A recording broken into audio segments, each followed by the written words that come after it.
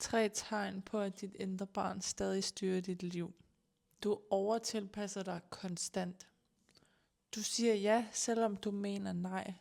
Du mærker alle andre menneskers behov før din egne. Det er dit indre barn, der lærte, jeg skal være nem at elske. Nummer 2. Du bliver hurtigt trigget følelsesmæssigt. Små ting kan føles kæmpestore. Afvisning, kritik eller distance rammer dybt. Det er ikke situationen, det er gamle følelser, der bliver aktiveret. Nummer 3. Du ved ikke rigtig, hvem du er. Du føler dig lost. Du tvivler på dig selv. Du tvivler på din valg. Du føler dig disconnected fra dig selv. Netop fordi du har været så fokuseret på at overleve, at du har glemt at være dig.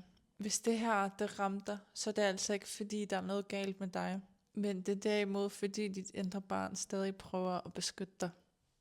Gem den her og følg med, hvis du vil lære at hele det.